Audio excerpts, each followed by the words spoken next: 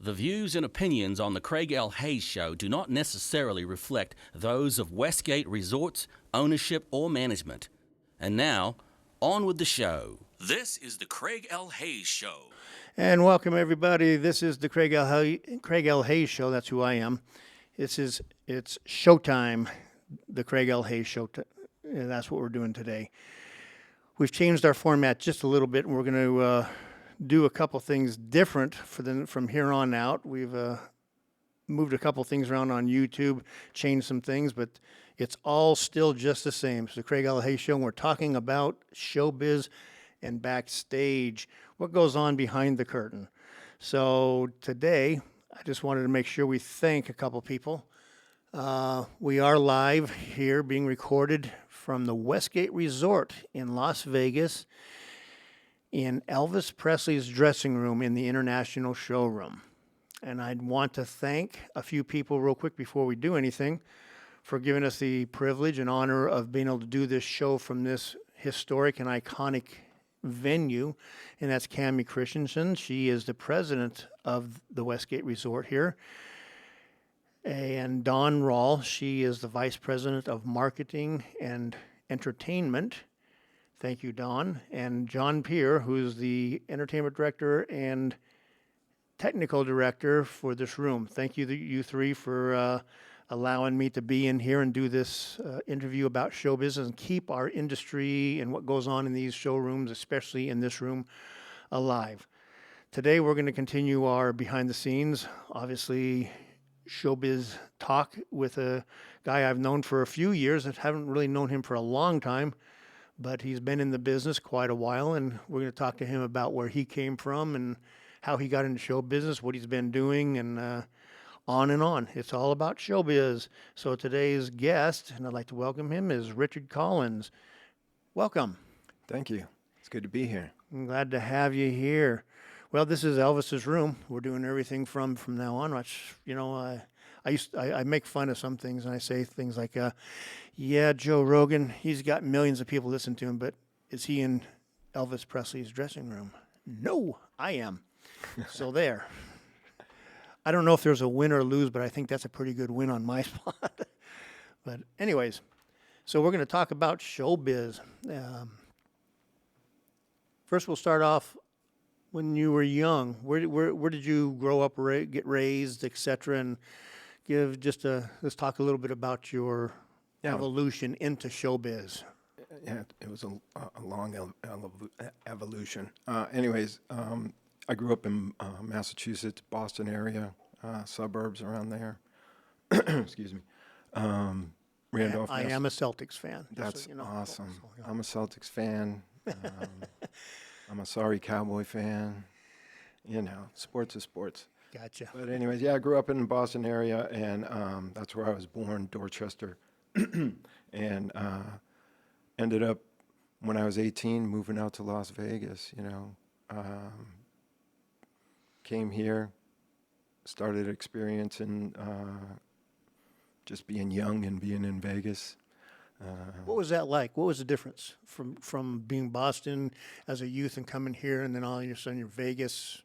I couldn't drink the water, which I came out here and found out real quick because I was like, oh, I'm on a new path. I'm just going to drink water. I'm going to do this. And I got real sick. So I knew that right away. But the heat, of course, I came here on a day in April 11th. And it was over 100 degrees already. And I started working right away, acid washing pools. And I was out in the sun, and I learned real quick how hot it got and how fast you could get burned. And how nasty it is doing acid wash, too. Ooh, The vapors and stuff is just brutal. the gas, the mustard gas, Yeah. But anyways, so I was really, you know, when I was back home in Boston, I wanted to be a cook, you know, or be a chef. And I always had that. I was like, when I grew up, I was always baking and cooking.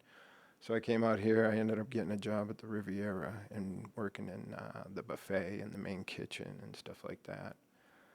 Just hopping jobs. I worked on the receiving dock. What years were you working in the buffet? I started At working. the Riviera. Let's say the Started Riviera. working over there in '89. Oh, wow. Yeah. You and I worked there the same time. I was working with Jimmy Freisen in the kitchen. Yeah, I worked Splash. At that time, I was working Splash. Yeah, the only person I really knew in there were the waiters or the people there, you know. How I didn't weird. know. Yeah, no, I mean, it was kind of the same thing. I was connected with it, with the show business. So I worked there for a few, excuse me, and then they started building Excalibur, and I got in over there on the receiving dock. And things slowed down because they overhire in the beginning, so I found another job over there, transferred over to valet parking.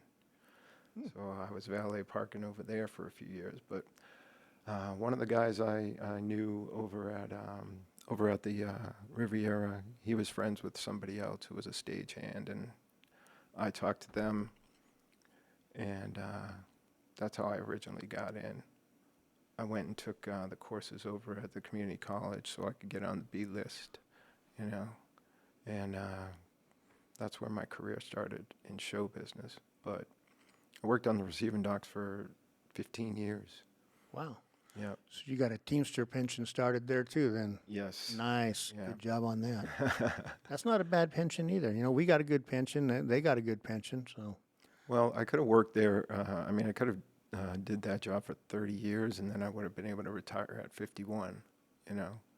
But that wasn't enough at that time, so, you know, I wasn't concentrating on what I was making and putting it through the right way. It was just about I need to make more money, you know. Mm-hmm. So that's what it was about when I first started getting into stagehand stuff. And then it just became a love. And so, thing again, where did you start working as a stagehand? You said it, and I just blank in my head. I just started basically by doing the classes at community college, and then whatever classes, you know, I got the, you know, dispatched a couple of convention stuff, and then I got dispatched over at the Luxor when they were loading in Blue Man. So I got it. That's where I started off. But I really didn't get into the stagehand stuff because I had a family and I was working, doing the receiving thing, and I didn't want to leave one job and go to another job without having a guarantee. Yeah. You know what I mean? So it was slow but sure. But in 2002, I got a call from Jubilee and went in there and was there for 6 years. And What'd you do there? I started off on the rail, and then I was a carpenter on the deck, just doing show cues, and then ended up in props. Was doing acrobatic flights with the guys over there, helping them choreograph the show. Not too much into the rigging at that time, but I was getting into it then with the acrobatic rigging, getting more interested in it, and that was my eventual thing. But I started off doing lighting, you know, working maintenance, Blue Man show, doing the Luxor, eventually meeting Steve Ogle and then your brother Scott, and working with them for a while too. But just bouncing, having a steady gig at night and bouncing during the day. Typical stagehand. Yeah. Yeah, that's what we do. Everyone who comes on this, I said, just so everyone understands, stagehands are basically whores. We take every job and any job that comes along, and we almost all have a daytime gig at a convention somewhere, and work in that, and then at nighttime we all have our shows. We go and do shows, and that's what we all do. And I did that for I don't know how long at Splash. I did the same thing. This is the only place I don't do that, you know, when I was working here for these years, because this place was just so much going on here. There's no way to do others. So, Yeah. wow, cool, yeah. So you're typical stagehand, yep. Yeah, just doing my thing, and you know, get called out to a gig and end up being there for a minute because, you know, you learn fast. People, you know, you get along good. You know, keep your head down, keep your mouth shut, and do your job. Yeah. That's the biggest thing right there. Just do what you're told and have a good attitude and be willing to work. Yeah. I think we're losing a little bit of that in this local.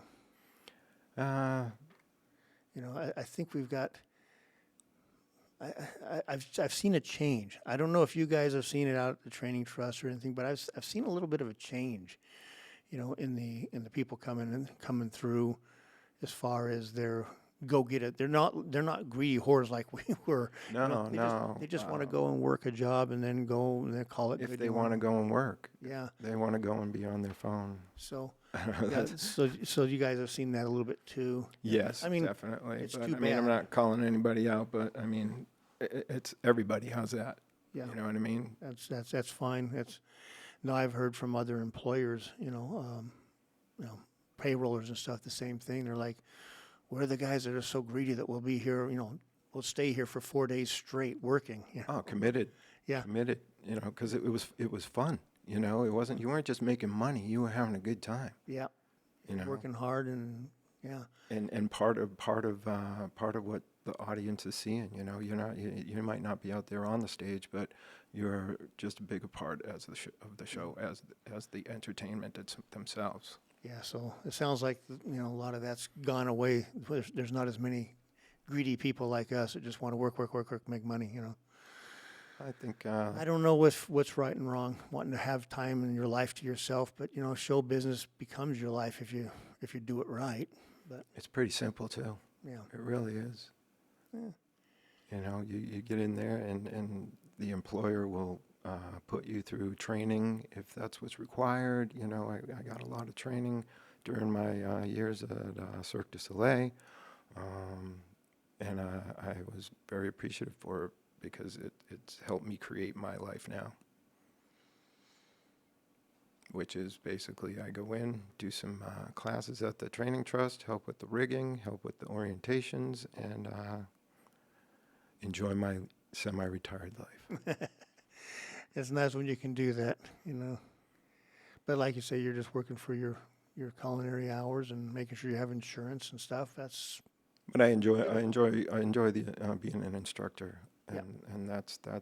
But like you say, somebody comes in and they really want to get it. I'm connected to you. If you're not wanting to put the time and effort in, I'm kind of disconnected from you. Even though I'm putting in the work too. I'm there. I'm going to teach you. I'm going to do whatever I got to do. Mm-hmm. It's still I want to see something from an adult who comes in and wants to learn this. Yeah, and I'll just give an example. We were doing a loadout one day, and I put a call out for, I think 6 or 8 open calls. Just carpenters, just get in here and help push this show out of here. Got everybody except for one person, and the one person showed up like 25 minutes late and was surprised when I said, "Just go home." What? Yeah, go home. I love that. You didn't want to hear an excuse, which he was ready to come up with. Just leave. I don't care. The call was, 25, 30 minutes ago. You should have been here 40 minutes ago. Absolutely. So I don't understand That's good math. why you're late. So, and I don't really care. So just go. Leave. Absolutely. Get out of here. Yep. Go tell the hall that I sent you home. Do whatever. Pout about it. I don't care. Yeah. Yeah, it was just weird. Usually you don't, if someone is 30 seconds late or a minute late or a couple of minutes late because they're trying to find the front entrance to the showroom, okay, whatever. Should have been here 15 minutes early to find it, but. There's phones. Could have called and said, hey. Yeah, someone could have called and said, hey, yay. But yeah, that's what I'm saying. It's a change going on. It's just different, And Well, I think because we're so spoiled with our life, we have hot water and we have a screen in front of our face all the time, so life is good. It's easy. There's no struggle. The struggle to get there is what makes you, when you get something that you just takes your time up all day long, what are you going to do? Let's go back a little time. Sure. We'll go back and talk about what company did you work for when you were doing the pool stuff? The company was actually called the Acid Washers. And that's the guy, all they did, basically. Yeah, that's it. Acid wash pools. We fix tile, grout, stuff like that. Stuff I don't want to do now. Yeah, back in 87, 8, somewhere in there, I was working for Chris Aquatech Pools. Wow. And doing swimming pools. I was on the crew that did all the custom waterfalls. Oh, nice.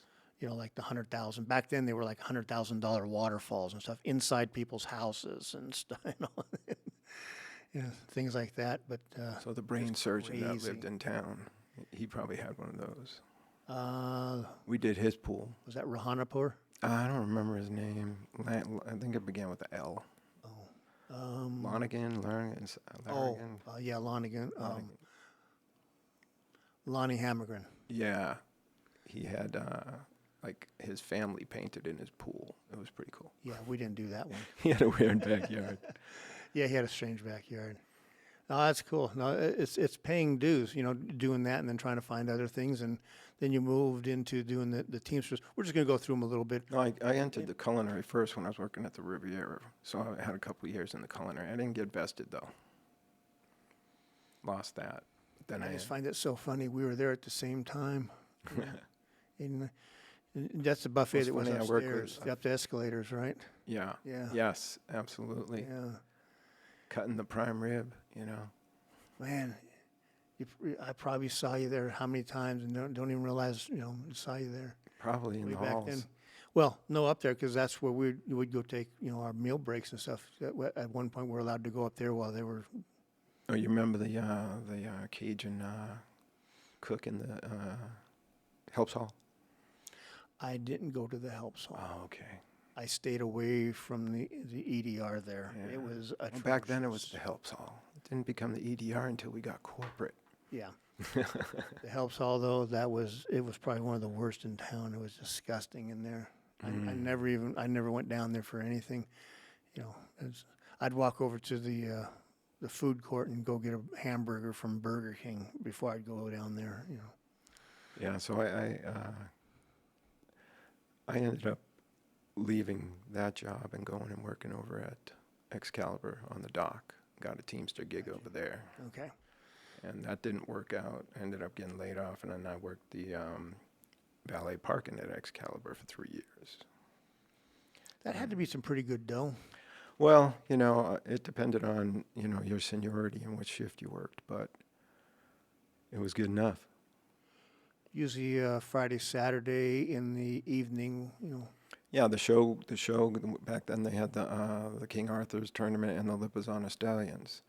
So the show crew, the crew who was ever on the show was working like 6 to 2, so they got both shows, the in and the out, and I would work like 1 to 9 and park all the cars and then be let go before all the money started flowing in. It was a time. You had to pay your dues, and then when you got the good shift, you got the good shift. yeah, had to work your way up. Absolutely. You had to pay your dues, that's for sure. But I found out I didn't like working with the public. Per se, working with guests who wanted more than I wanted to give them. I was young at that time and really not as seasoned. Okay, that's good work. Yeah, went with that one. Yeah. But then, working over there at the Excalibur for 3 years, and I went back into shipping and receiving and ended up over at Circus for 10 years on the dock over there. Wow. Yeah, and during that time, that's when I started pursuing the stagehand route. Ended up getting on in 2002, ended up quitting my job over at Circus in 2003.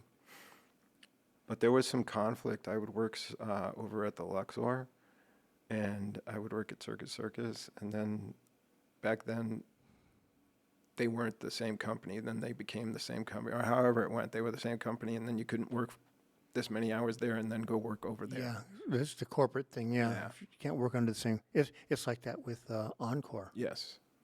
All these Encores in every hotel. So you used to be able to go work CES at this hotel, Encore at this one, then for the hotel itself at this one, and never go into overtime. But you could just keep on working and working.